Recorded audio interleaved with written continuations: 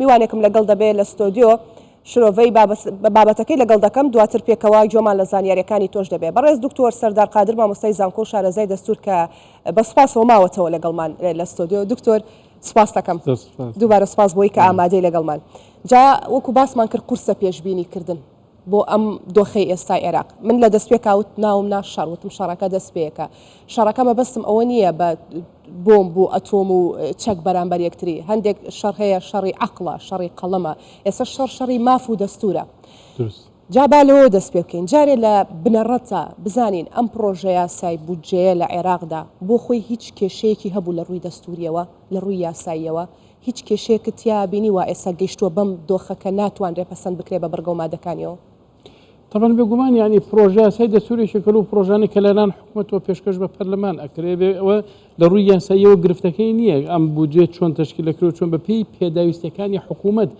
یەک خاڵی جەوهری هەیە بێ ئێمە لایەنمان بێ. هەمیشە کاتێک کە باسی بودجە ئەکرێ بودجە بریتێ لەو پرۆژە یاساییەی کە وێنای حکوومەت بۆ ئەو ساڵە سەبارەت بە ئیدارە و بە مالیە لە وڵاتەکە چۆن بەڕووی ئەبە تێیدا بەرجەستە ئەکرێ. کەواتە ئەوەی کە قسەی ئەوەڵ و ئەخیر ئەکا لە مۆزوعی داتاکان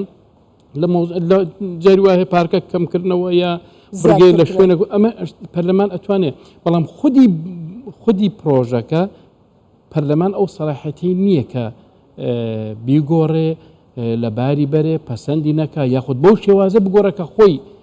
مەبەستێتی. طبعا بۆ ئەو مەسەلەی ئەمە قسێکی من نییە کە بڵێم بەو شێوازە، بەڵکو ئێمە 4 بڕیاری محکەمەی دەستوریمان هەیە کە تاکید لەو مۆزوعە دەکا کە هەر 4یشیان لە 2012 25 2015 وابزانم 25 2017 2021 ژمارە 35 بان هەیە کە تاکید لەو مۆزوعە کاتەوە کە پەرلەمان حەقی ئەوەی نییە کە بڕگەکانی پرۆژەی بودجە بگۆڕێ، بەڵکو هەر شتێک بێ لەلایەن حکوومەتەوە بەڵام گرفتەکە بەڵام لە ڕووی ڕقەمەوە جاکەواتە گرفتەکە لەوەدانێ گرفتەکە لە شوێنێکی ترە لە بودجە لە عێراق کاتێکی نەکرێت گرفتەکە هەندێک جار لایەنەکان ئەیکەنە گرفت لە بەردەم بودجەیە هەر یەکێک لە لایەنەکان ئەیەوێ بەو شێوازە دەربچێ کە خۆی ئەیهەوێ، نەک بەو شێوازەی کە بەرژەوەندی گشتی ئەیهەوێ. بۆی لە مادەی 62 بۆچی ئەو مافەدراوە بە ئەنجومەنی وەزیران لەبەرەوەی ئەو تەمسیلی سیاسەتی گشتی وڵات ئەکا. ئەو یەکێکە لەو جیهەتانەی کە ئاراستەی سیاسەتی گشتی لە کۆمەلگای ئەکا مافی خۆیەتی ئەو پرۆژەیە جێبەجێ تەقدیم کە بۆ پەرلەمان و بۆ ئەوەی ئیشکارەکانی نەوەستێ مەسەلەی ئاودانکردنەوەیە، مەسەلەی ئیدارەکردنە، مەسەلەی هەندێک مەسائلی تری مادی و هەر مالیکە هەیە. حکومەت دەتوانێت پەرلەمان ئیجبار بکا بە پەسەندکردنی دکتۆر بەپێی ئەو چەند بڕیاری محکەمەی فیدرالی بەڵێ ئەو نەسە جائیزە پەسەند بکرێ کە حکوومەت خۆی ئەیهەوێت.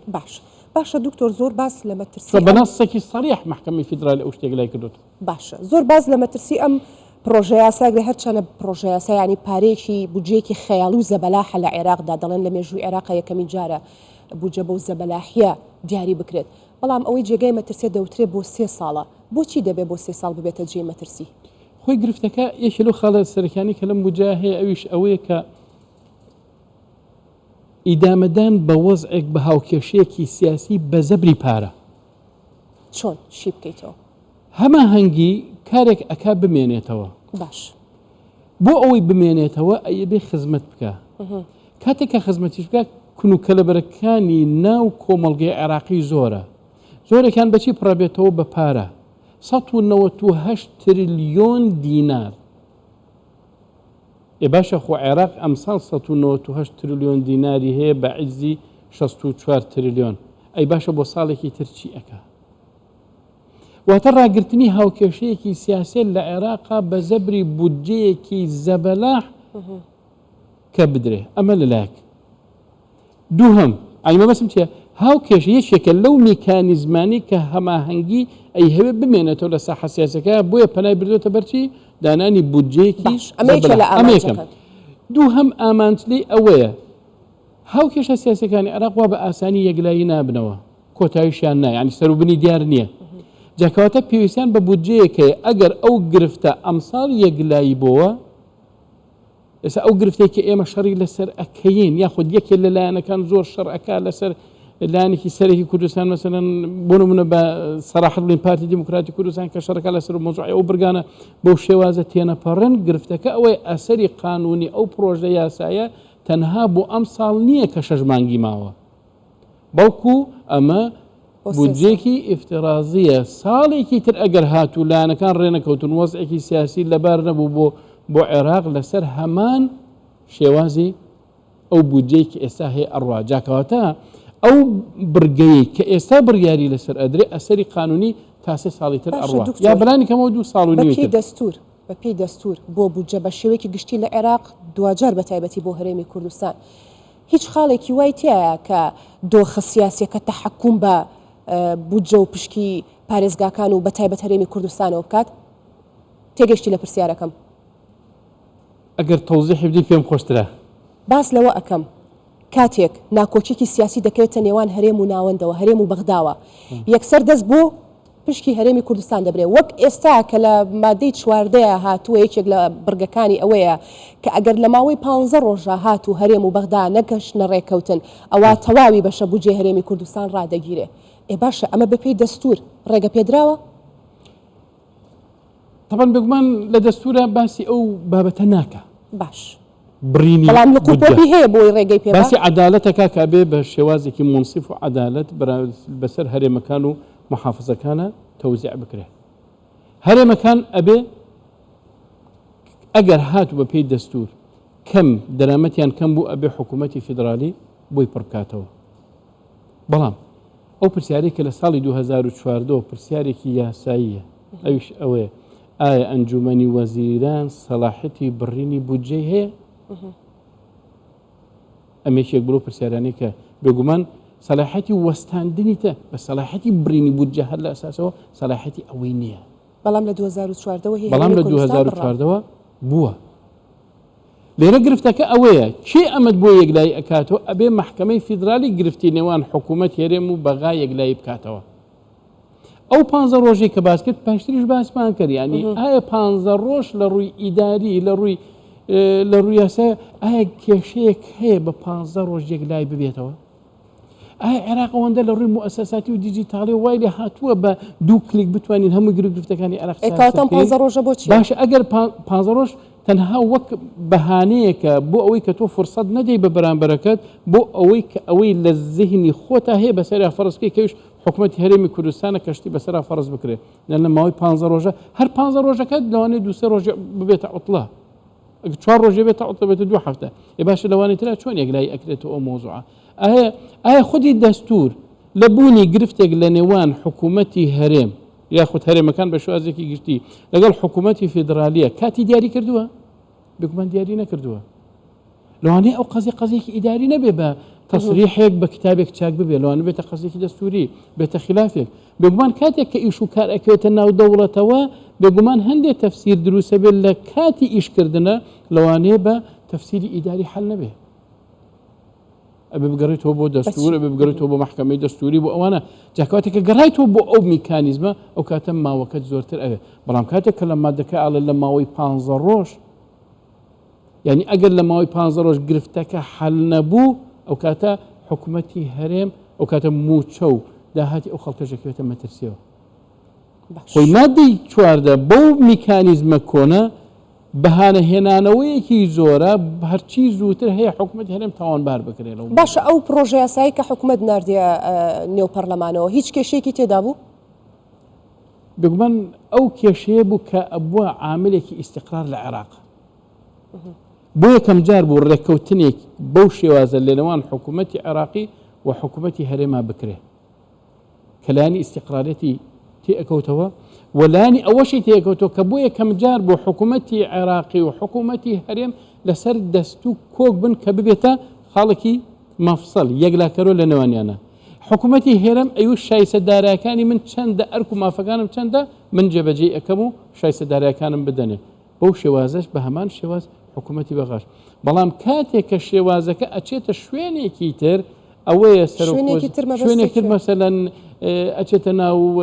لایەنەکانی هەماهەنگیەوە ئەچێتە پەرلەمانەوە سەرهی ئەم ڕوئیایە ئەگۆڕێ لەوانەیە خودی ڕێککەوتنەکە لە مەسلحەتی هەندێک لایەن بێ لەناو هەما هەنگیان لە مەسلحەتی هەندێکی تریان نەبێ خودی ڕێکەوتنەکە لەوانەیە لە مەسلحەتی لایەنێک بێت لە هێرێم لە مەسلحەتی لایەنێکی تر نەبێ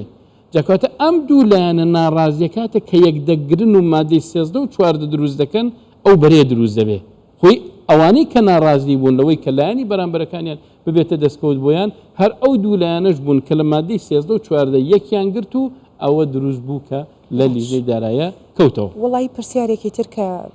بەڕاستی بەلامەوە گرنگە هەر بۆتە پرسیاریش نەک بۆ من ڕەنگە بۆ بەشێک لە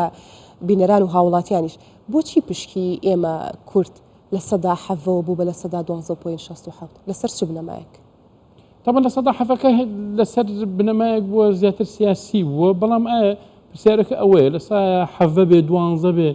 هەر چندێک بێ و گرفت نییە مەسەن لەساکەڵی لە سەدا 12.67 بە پێی دانیشتوانە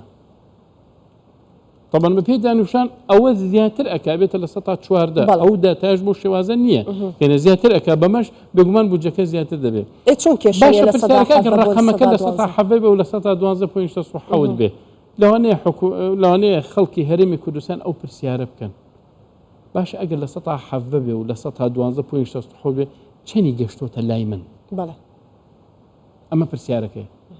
ئایا ئێمە لە بودجەی عێراقیە لە دوای ساڵی 2014ەوە هیچی گەشتۆتە لای ئێمە من لە قسەکانی تۆ 2014 2005 تا 2014 بەپێی هەموو داتاکان ئایا لە سەدا دەشی گەشتۆتە هەرێمی کوردستان دکتۆر سەردار من لە قسەکانی تۆ وات یەگەم هیچ متمانەیەک نییە بێگومان ئەمە گرفتی عێراقا گرفتی عێراق چییە کاتێک کە هیچ لایەک لە لایەنەکان متمانە ناکە بەویتر بۆ نە توەیەکی کورد کاتێک کە بەنیەتێکی پاک و ڕێکەوتنامەیەک ئەەکەی ئەبەستی لەگەڵ بەغایە ئەڵێ من بە هەموو شتێک رازیم شای سەداراییەکان سیرەکەی ئەو ڕێکەوتنامەیە کە سەدایەکی نێودەوڵەتی هەیە و لەسەر ئاسی عێراقیش جێ دڵخۆشیە سێرەکی 2 مانگ 3 مانگ مەفعولی دەبێت جاکەواتە کارکردن لەسەر ئەو بێمتمانەیە گرفتە یعنی بێمتمانەیەکە وای لێ هاتووە لە هەموو پرۆژەیاسایەکە لە هەموو بڕگەیەکە محاوەڵەی ئەوە ئەکرێ کە گرفت بۆ لایەنەکەی تر دروست بکە دەستخۆش بەڵام لێرە شتێکی تریشێ ئەویش ئەوەیە کاتێککە من ڕێکەوتن نام بەڵام ئەم قسەی لەوانێت تۆزە زبریش بێ کاتێکە من ڕێکەوتن نامە لەگەڵ بەرامبەرە ببەستم کاتێککە پێشێلکردنی بە عیبادت بزانێ ئەمە مشکلەیە جا ئەمە ئەوەی زیاترێوێ ئەم قسە زبرێکەوەکو خۆت ناوت نا قسەیەکی زب گوێت لە هەواڵ و زانیاریەکان بوو مادەی 13 پەسەند کرا قازان ژمانەیە زەرەر بە کورتی بەپێی ئەو بڕگانە تەنها ئەو بڕگانە بێ هەر ئەوەندە دەکرێت بەس یەک شت هەیە لە مادەی 13 دەکە تۆزە ئیشتیباه دروست ئەکا دوای ئیشکالێ دروستەکە ئەوش ئەوەیە ئەو حسابە بانکیە لەکوێ لە هەرێمە یا لە عێراق طبعا بەگومان ئەوەی کە باسەکرێت لە ژێر سەلاحەتی بانکی مرکزی عێراقیدا لێرەوە گرفتەکان سەر لەنوێ سەبارەت بە خەرجکردن و ناردنی گەرچی لە ژێر سەلاحەتی من نازانم بەرگەکە بە تەواوەتی چەنە ئایا مجرد حساب بانکێکە لە بانکی مرکزی عێراقی کراوەتەوە بەبێ هیچ سەلاحەت و سەرپەرشتێکی چیتر لەژێر سەلاحەتی سەرۆکوەزیرانی هەرێمە یاخود هەندێک سەلاحەتیان داوە بە بانکی مرکزی یاخود بە من تەفاسیلی مادەکە نازانم بەڵام بەو شێوازە بێت دروستە سەبارەت بە نەوتەکە هەر دەبووی ئاوا بێت خۆی ئەوانەی پێشتریش کە لە برگەکەیە باسی ئەو برگیان دەکرد کەمە خۆی خودی ئەو برگەی پێشوو نادەستوری بوو مادەی 13 کە باسی نەوتەکەی ئەکرد خە بۆ نمونە یەکێک بوو لەوانی کە قەیرانی بۆ هەرێم دروستە کرد چونکە چەند جێگێکی تیا بوو لە مادەی 13 و 14 پێشوەختە قەیران دروستکردن بوو بۆ هەرێمی کوردستان بۆ کاتێک کە تۆڵی 400,000 بەرمیل باش ئەو دوانەی لێ دەرکەین نزیکی 190,000 بەرمیل ئەمێنێت یعنی ئێستا قازانجمان کرد بەم هەموارە دووهم ئێمە ناڵێن قازانجمان کردووە ئەڵین بەمای خۆمانەوە دەرچوین بەمای خۆمانەوە دەرچوین ئێمە ئەو مستەڵەحە چکە بەڕاستی ئێمە بەمای خۆمانەوە دەرچوین ئەجا ئەو کاتە مەسەلەن کاتێک کە ئەڵی لە نینەوە و ئەمە منطقەیەکی متەنازع عەلەیهایە تەنازع مستەڵەحێکی قانونیە ئەوەی کە لە دەستوری شا بەکار هاتووە المناطق المتنازعة عليها جاکەواتە چۆن مافی حکوومەتی مرکزیە لە کەرکووکە خۆلانێم قسەیەکی سیر بێ لەوانەیە لای هەندێک کەس ئەوە حکوومەتی فیدرال بەس کاتێک کە حکوومەت یاخود مثلا لە دەستورە اعتراف بەوە ئەکرێت کە ئەم منطقەیەکی متەنازع عەلەیهایە ئەمە بێگومان چۆن ئەو مافی هەیە منیش مافم هەیە دەستخۆش جا بۆ نمونە کاتێککە باسی کەرکک و ئیداری کەرکک ئەکرێت ئێستا ئیداری کەرکک لە خارجی نتاقی دەستوریە ئیدارە ئەکرێ دەستخۆش دکتۆر زۆر باشیت کردەوە دەستەکانت خۆش بێ سپاس دەکەم بە تایبەت لەسەر ئەو شانەیە کێڵی چکە لە دەستورا و بە تایبەت لە خوێندنەوەیدا و دەنگدانیدا دەڵێن خوێندنەوەی ئەو شانە زۆر کاریگەری ئەبێت لەسەر دەنگدان بە کۆی پرۆژه یاساکە و یەک بەیەک بەرگە و مادەکانی جا بەڕستان لەسەری کاتژمێر لەگەڵماندا دەمێننەوانێ من لەگەڵ میوانێکی دیکای درێژە بە باس و بابەتەکە یاکەم سپاس دەکەم کە هەمیشە ئامادەی لەگەڵمان دەست خۆش بێ زۆر سپاس